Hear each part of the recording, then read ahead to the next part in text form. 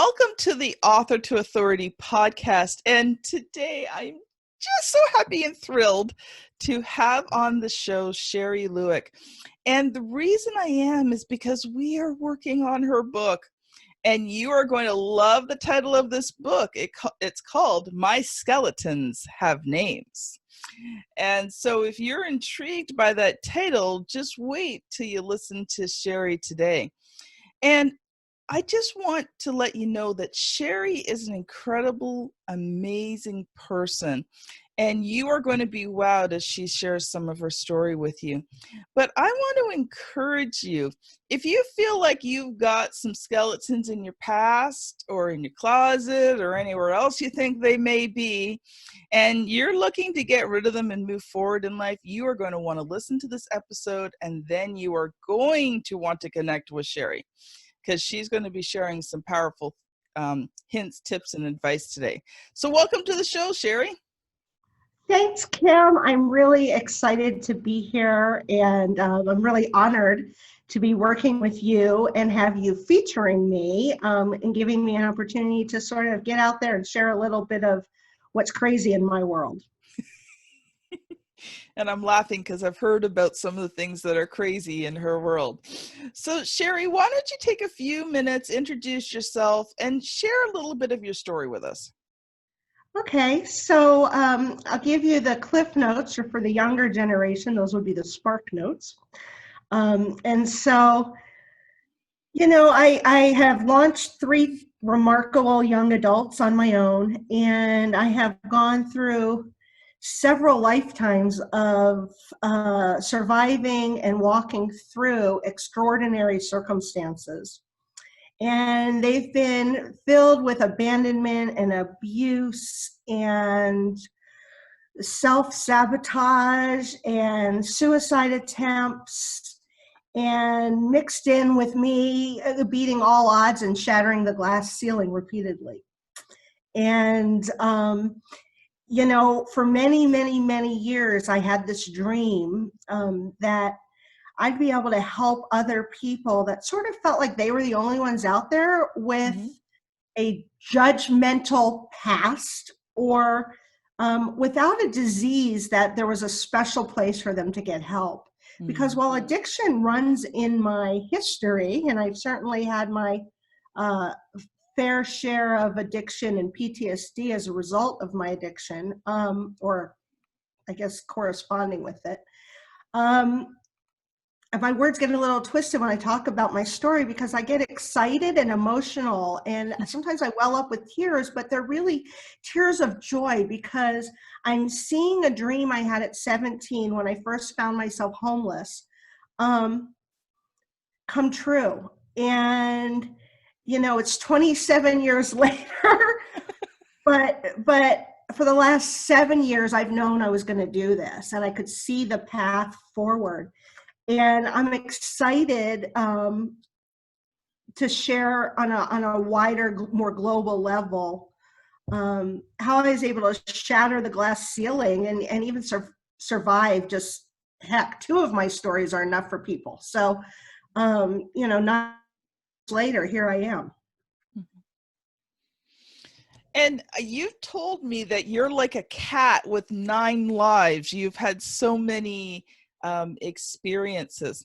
And one of the ones that we talked about, I think, is really powerful, because it really changed your life in that moment. But, you know, talk about the time when your kid was in a school and there was a terrorist attack. So yeah, so this one you might hear me cry about, because I still get chills. And you know, it's really interesting. So post-traumatic stress disorder, people use and throw around.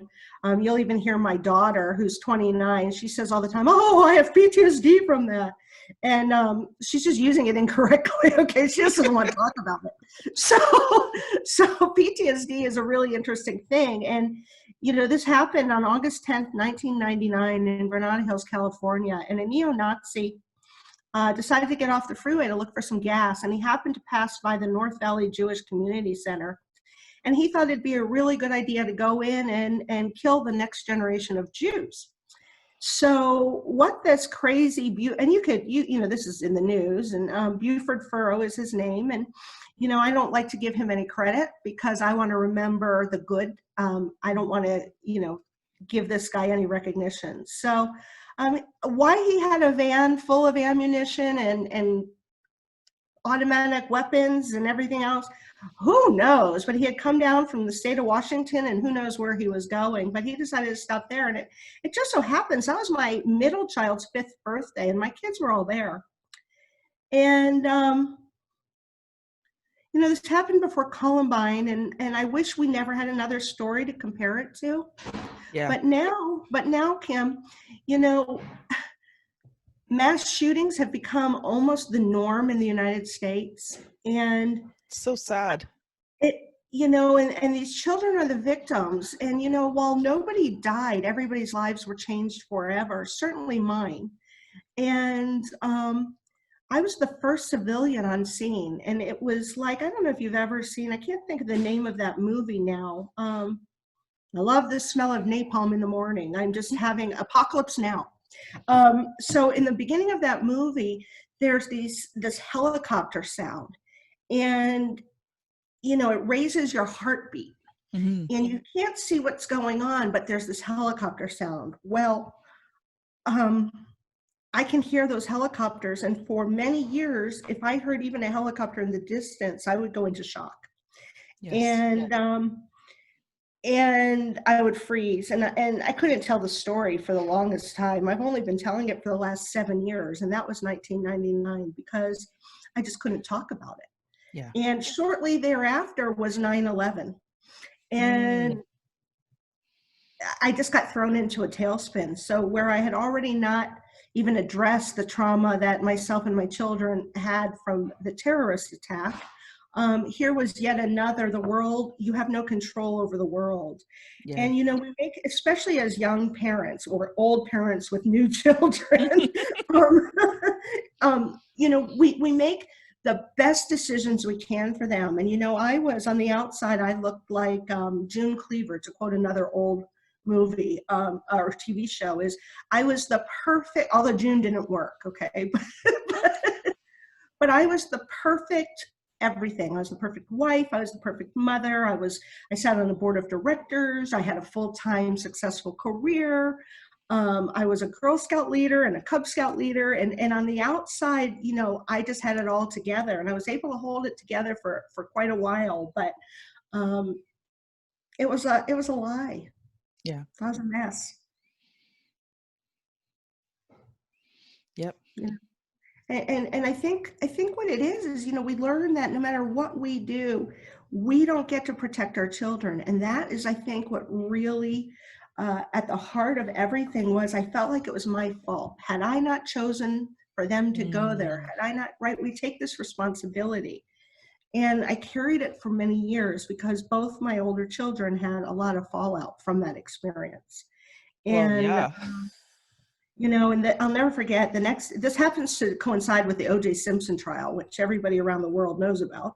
But CNN came to my house later that night, and they wanted to see my son's shoes because they had been covered in blood and soaked in blood. And I remember slamming the door in their face and telling them that this wasn't the O.J. Simpson trial and they could, pack hay. Those were not the words I used, and anybody who knows me well knows that I pack. I'm a little bit more colorful and anything but politically correct. But for the courtesy of you and your listeners, I'll be kind. And I sent appreciate that. I sent them packing. Yeah.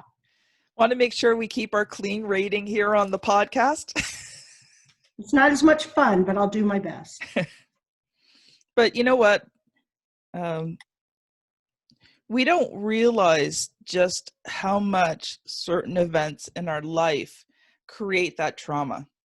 And maybe it's, we've had things happen that aren't as extreme as, finding out that, there's this shooter in the community center where your kids are. But one thing I'd like you to talk about is just the general effect that trauma does have on our life, because I think we've all gone through trauma. Some of us have dealt with it, and some of us haven't.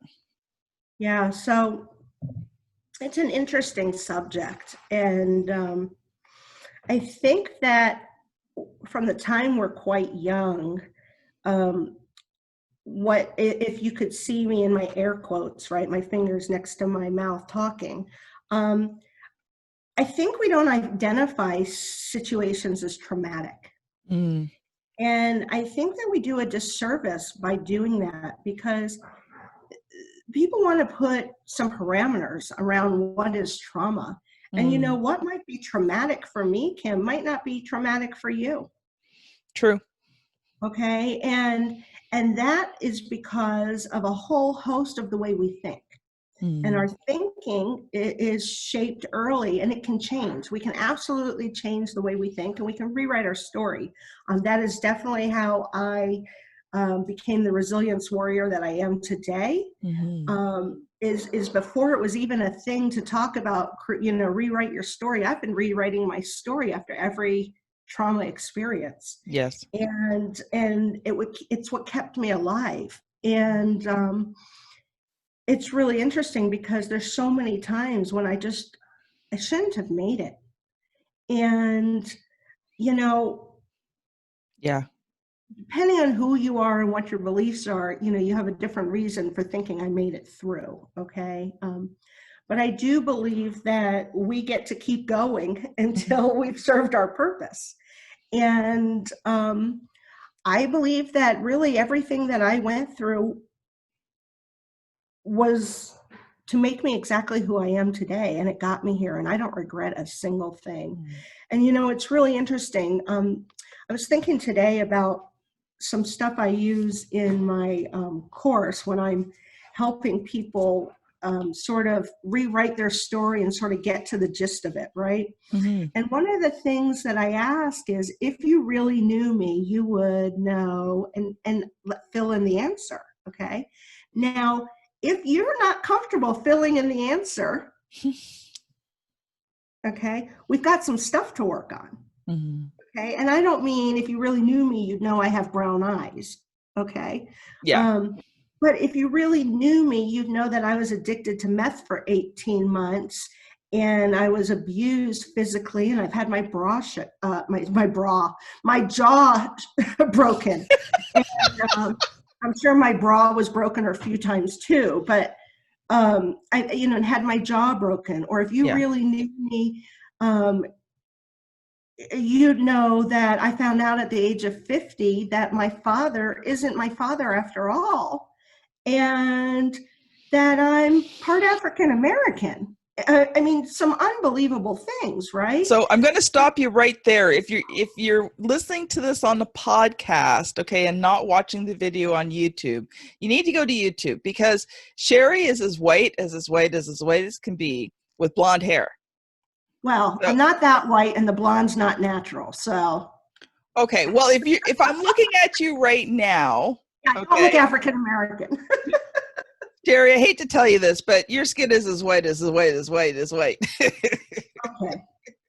My whole life I have passed for Greek, Mexican, Latina, anything, but nobody's ever accused me of being black. So yeah, and so that's one of the questions.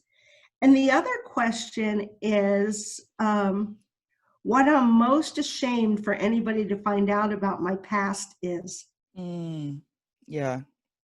Okay. And I can fill in a lot of blanks, and people's jaws will drop, and I'm going to save some of that for another time. Yes. Some of it's horrific, and some of it, somebody might think, oh, why should care about that? Like, nobody cares, right? But the point is, we carry around our own burden of shame based on the stories we've told us or what society has led us to believe.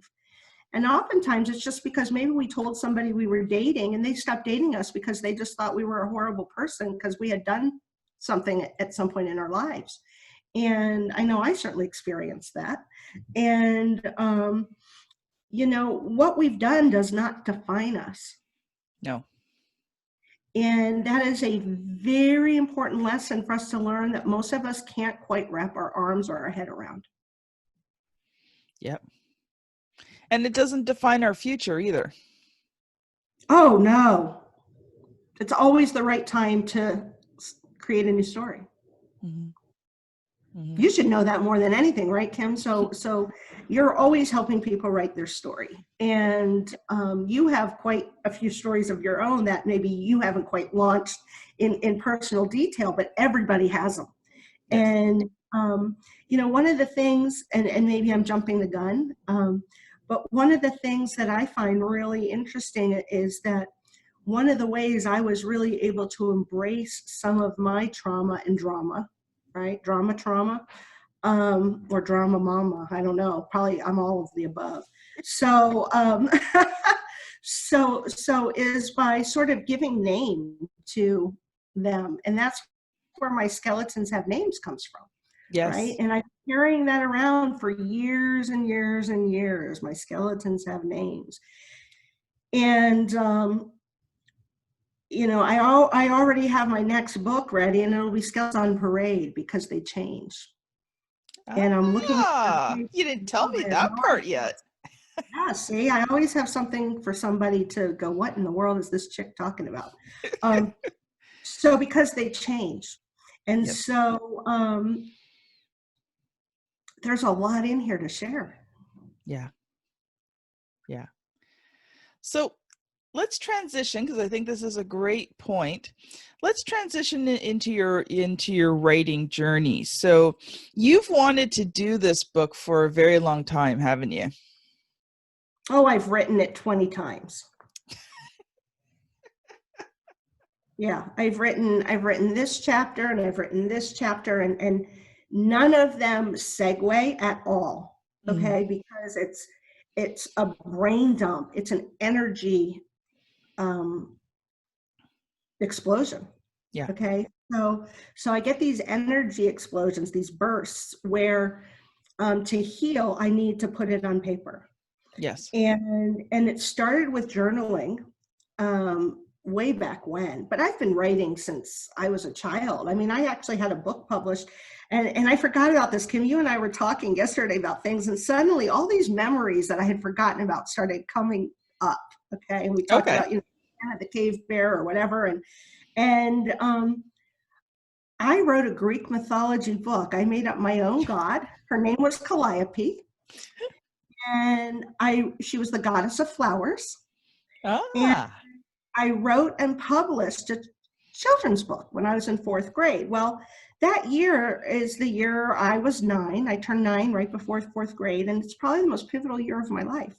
Everything started to sort of become real that year. So when you say I've wanted to write a book for a long time, probably since I was 9 years old. So why did you name the book My Skeletons Have Names? Because, so the skeletons, I don't have an easy answer. But I found when I would talk about my story, I would always say, you know what, my skeletons have names. Like, I'm happy to discuss them. I feel like we all have skeletons, okay? And one of the old things is, she comes with a lot of baggage, Well, sure, everybody has a trunk by the time they get to be, even just 30. Yes. Okay? And so everybody's got baggage, and it's not negative, but we've put this, society has put this baggage in this negative light. Okay, well, same thing when we're young, it used to be when I was a child, you couldn't say the word cancer, and they on TV, and they'd go, it's cancer, right? And they whisper, okay, because it was, you should be ashamed you have cancer because it's something you choose. It's just absurd, right? Yeah. And so I started thinking about it. I'm like, you know what? I'm going to share them. My skeletons don't have to stay in the closet. Yeah. Okay, so let's name them and let's bring them out here and let's talk to them. And let's see what kind of energy they have and what kind of power they have. And can I take back my life and change my story by peeking at my skeletons, right? And they evolved to be, I guess they symbolize emotions now. Some of them have names just like us. Um, I probably have a skeleton named Shari.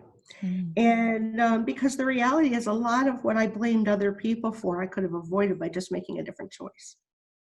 True. Okay. True. And so I'm one of my own creeps in the closet. And I think that that's really where it comes from is, until we can embrace the things that scare us or that hold us back, they have more power than they should. And we're afraid to look in the closet because we don't know who's lurking. Yeah. But it's only a skeleton.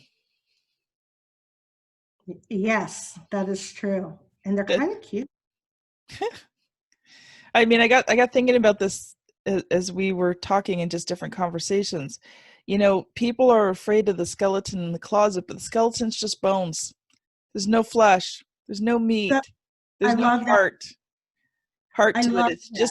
It's just a bare thing hanging around.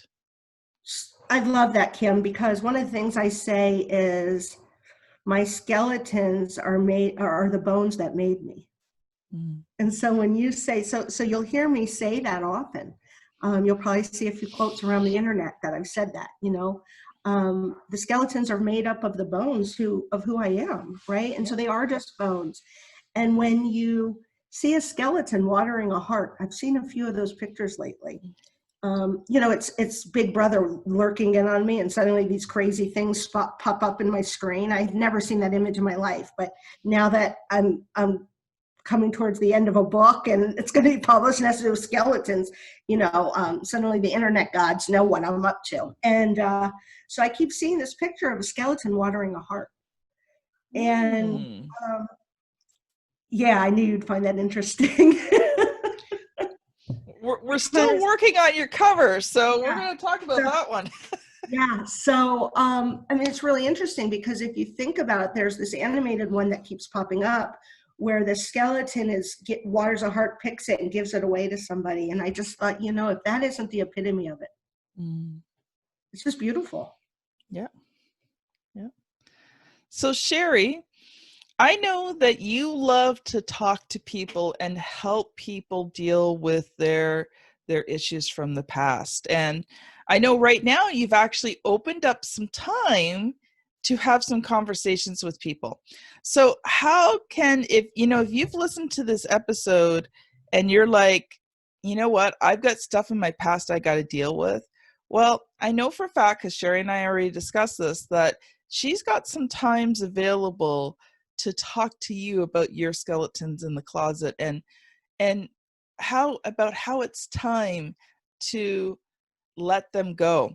So Shari, how can people connect with you if they'd like to have a nice chat with you about the skeletons in their closet?